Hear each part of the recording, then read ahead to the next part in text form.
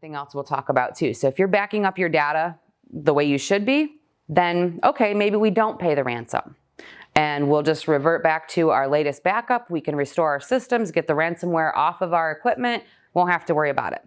The problem that's arising now is hackers are figuring out that we're doing this, and so now they're threatening you with, okay, either you pay us and we'll give you your data back.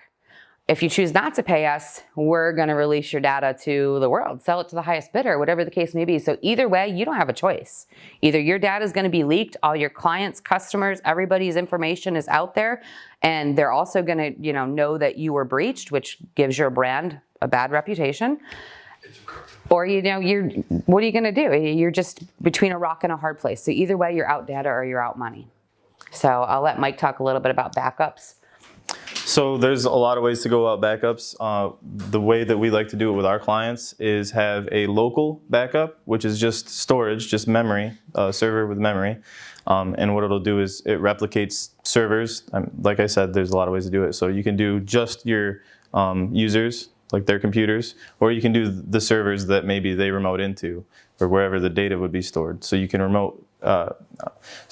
you can back that up. And we like to do it pretty often because, in the case that you need to restore from a backup, you want it to be pretty current, right? So we have, typically with clients, we have a nightly backup that does like the whole system. And then throughout the day, it does incremental backups. So they're smaller, the data transfer isn't quite as big.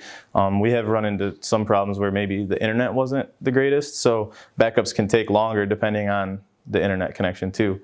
But having that backup, if it's on the same network as something that gets compromised, they can probably get to it, so they could also encrypt that. So then what we also recommend is maybe having a cloud backup. So that's stored somewhere far and away, totally different network. They would have to breach them. So you're safe. So what you would do in that case, maybe, assuming they're not threatening to just sell your data, you could wipe those systems and restore them from that cloud backup. So it would be a lot less downtime than worrying about whether or not they encrypted your servers with the backups on them, or the downtime just from not having your people be able to work, right?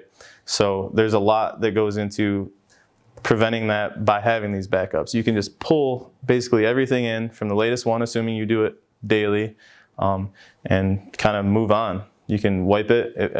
If you format all the hard drives and just rebuild them, the ransomware should be gone. You'll want to do checks throughout the network to make sure it's not hiding somewhere, but for the most part, that's the best case for you, as long as you have those backups. So they're pretty great. And we've had problems where we've had times where somebody's computer gets, it dies, the hard drive dies. Well, good thing we had this backup. Their work is not lost, right? So it's somewhere else. We can just pull it in. We just whip them up a new computer, pull that data in, and it's pretty seamless. It's really nice. So those are kind of the benefits of having backups. It's peace of mind.